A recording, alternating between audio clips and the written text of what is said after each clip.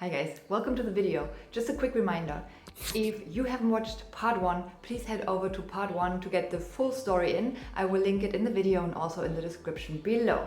Now, back to the video. The beauty about having real physical products, for me it's a lot of fun to create them, to make them and sell them also directly to clients. But then I realized, okay, I can only do so much. If I really want to make enough money, and especially to sustain me in Germany, I would have to sell so many more units. But then I can only do so much myself.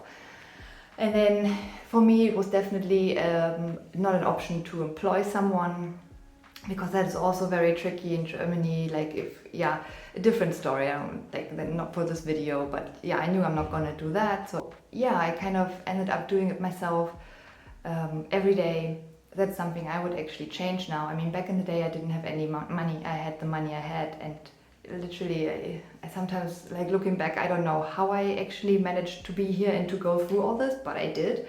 And if I would start again, I would definitely I would ask for more help. I would pay help for sure. Just then being in Germany, everything became so much more expensive. And so when I was 20, I lived in Berlin for a while, and there was a complete different Berlin to Berlin now. Everything was so cheap, and that is how I could afford to actually get started in the film industry. I also studied, and I paid for my own studies, and it wouldn't have been possible if the rent wasn't that low. That was the only reason that how we could all the creatives I knew, how we could afford it and how we could sustain ourselves, because it was just very cheap. And it wasn't great, it wasn't luxurious or anything, but it was affordable. And then that suddenly changed. I don't know, 5 years later or so, forget it. It was just not happening. And then in Germany, you are forced to pay all the, it's half your income is taxed, and then, half the shit you make is gone to the government. Bit like a greedy ex-wife, half. And yeah, then you have all the insurances you need. And in Germany, it's not like in America where you can choose, or you say, hey, no, I don't want, or yeah, man, let me take this one. You are actually forced to take this one. And it happens to be an expensive one that is actually pretty shitty for the money you pay.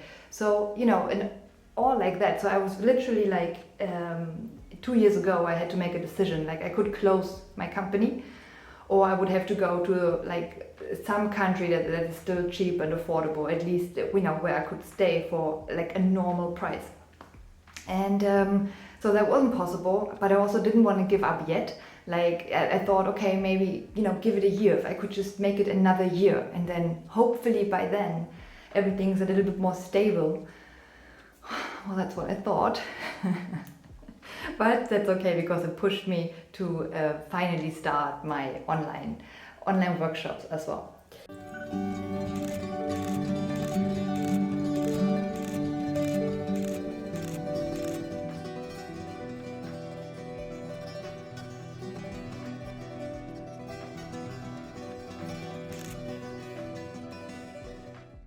And so yeah, that's okay. But what I did is I went to Spain, or first I was in Mallorca, and I decided, because I wanted to learn Spanish anyway, because I thought, hey, cool, if I can speak English and German and Spanish, then I can reach even more people and talk to them in their language. How amazing is that? Love it. So yeah, I went over to Mallorca, and I decided to ask around, ask local people and make them a trade. And I said, look, how about I help you out?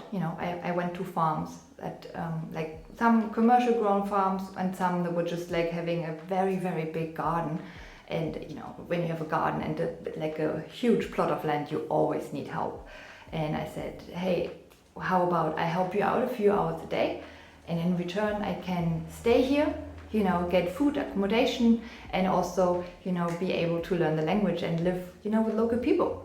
So yeah, I did that for a few months, and then whenever I could, so whenever I wasn't needed in Germany, I would go there, and then that saves me a lot of rent. So basically what I did, I quit my apartment in Berlin, and then I left everything in the storage, and I prepped everything. So that's when I started to do drops. Instead of having my shop open 24/7, I decided if I want to maintain the quality, I have to make a change here. And I decided I want to keep the quality, there's no question here. And then instead, I'm going to do drops. So I do like 3 to 4 drops a year. And then, everyone who didn't order, has to wait to the next drop. Or maybe, wait and see if we have some left over. And that's how I did it. It took actually a long time to get that off the ground in Germany because people are not used to that. Like it's very, especially during, when you have Amazon and co. Yeah, I don't know. I know that from the US actually, having drops, and that it's pretty normal to just sign up for the next drop, and then you wait until your product is made. So yeah, that was a new for the Germans. That was like, what? No, I don't want to wait. What? I have to wait 3 months? I'm like, well, yeah, if you want the best quality, then yeah. So but I did it anyway, and quit everything there. And then I was still registered in Germany, but I decided to go and live for free on this farm. Free in an exchange way. I didn't get paid for it, but I also didn't have any expenses. And that also made me realize, okay, cool, what do I actually need? And then you realize, not much. So I didn't have a car. I always usually go by public transport. I know in many countries that's not possible, but wherever it's possible, I just use, my bike or public transport. It takes me everywhere, it's cheap. And again, I got delicious food from this farm, literally from farm to table within 2 hours. So that was great. I managed to learn the language. And I just had a really great experience. And I also met a lot of cool people, and also the way they create their life also was very interesting to see and to watch, and to really experience it. It's a different thing if you just read about it, if you hear about it, or you watch a YouTube video. So many people are now off-grid, but to actually live off-grid, there are a few challenges, just like, let's say, with the solar system, and I always wanted to have a solar system. I'm going to have a solar powered studio, that I know for sure. But until then, it's coming. But I also realized, hey, I happen to be here in Spain in summer. What is it actually like in winter? Because, if you don't have a generator, which is so loud and I don't like the smell of it, it's just, I don't know, you can actually only use it when it's sunny. So what happens in winter when it's maybe not sunny for a week, and then suddenly you cannot work, you cannot do your laundry and stuff like that, and then you realize, oh, okay, so that's actually also not good. All right, so and again, it depends. But what do you do if you don't need to work online? If you don't need stable electricity, you are probably fine. But it really depends on what it is you're doing. But for me, it was great, so I could just really live through all these different lifestyles, and then from there create my own, the one that's perfect for me. And I know that I do want to have my base again. I'm definitely gonna continue creating and selling my own products. But for now, I guess I'm just going to focus a little bit more on the online, like a podcast. I'm going to start a podcast and talk a little bit more about these subjects. I'm also going to talk in German about subjects, and maybe hopefully help other people, or just give them other ideas. I'm like, oh, you can do that? So yeah, you can. You don't have to be part of the system one is supposed to be part of. You just create your own thing and do what really helps you and what supports your dreams and your business, and whatever, really. It is your life, you get to create it, and that's what I'm doing. So but again, literally starting and setting up your life. So okay, I promised you I'm going to talk about the actual process, but I'm going to make that more like a step-by-step video probably, and I'm also going to do it in 2 languages. But for now, so if you plan on going somewhere abroad, and if you, let's say if you haven't been there, then I advise you go there. Next time you go there, you spend as much time as you can with locals if possible. So don't hang out in some hotel chain, and then say, oh, it was so wonderful, everyone was so nice. Well, yeah, But it's different, you know, if you're actually living there with the locals, and then check out the areas.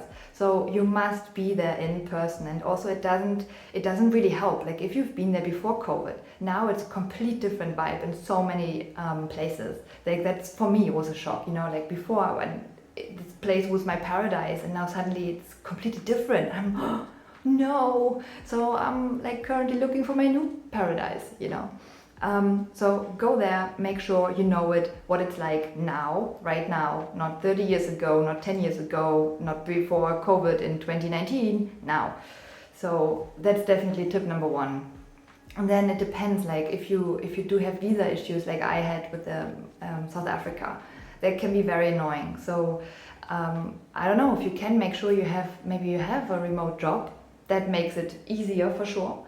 Also what helps, because you will need like invitation letters.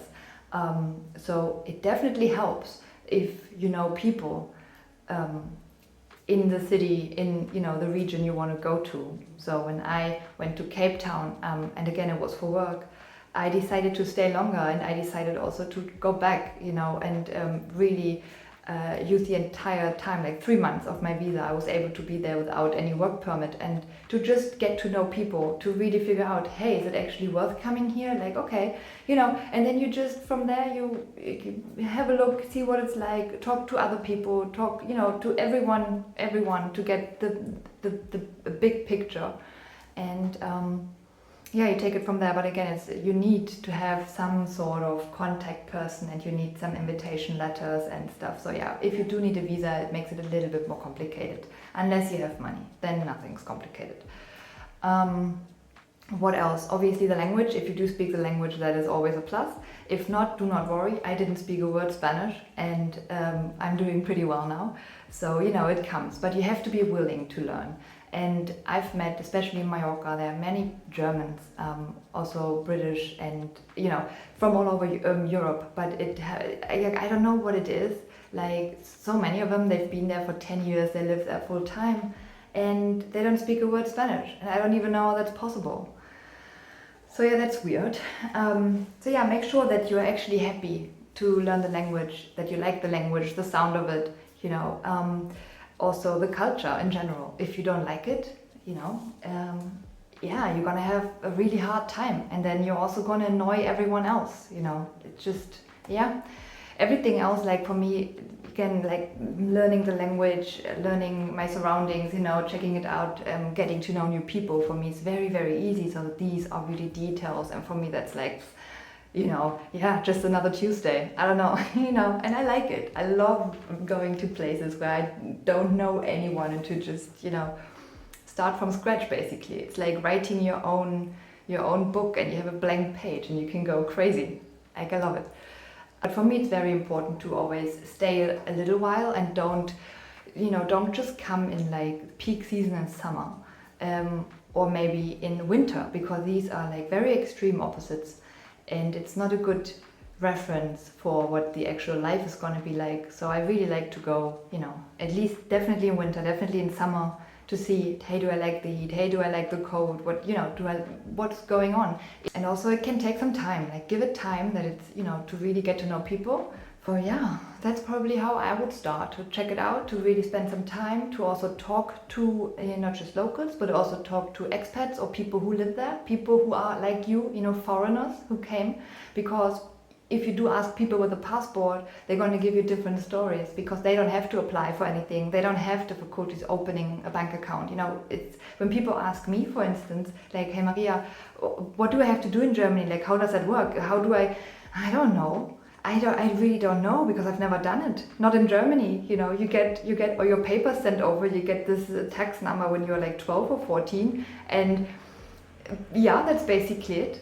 There are no problems. Oh yeah, that's another big one. Like, definitely ask other people who are in your same situation. And again, now, like, yeah, especially now. I remember when I started, when I was 19 and 20, and I started moving to different places, like abroad. And I, you know, asked them, and they could give me like information that was actually still valid. Now it's completely different. So really, you need to ask, if you do have to ask advice, ask people who are in the situation right now, or maybe who've been there in the past 2 years, but not longer than that, because otherwise it's just not accurate anymore, and it gets very frustrating, you know, if you are trying to do it the old way and the old way is just not happening anymore. I'm also going to do like a step-by-step one, but I will actually take notes so I can really go through every little step by step, and it's pretty similar.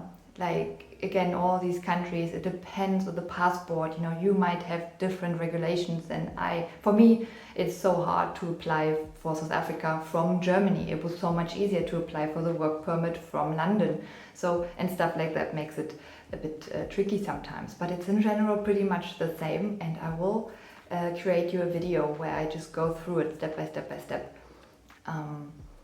Yeah, I'm also gonna tell you some funny stories that happen, which are actually not funny, but kind of funny. Not funny, but funny. And what can I say? Yeah, you have to just, if you really want to do that, keep going. And some days it's gonna suck completely. But if, you know, that's your dream, yeah, you're gonna get there.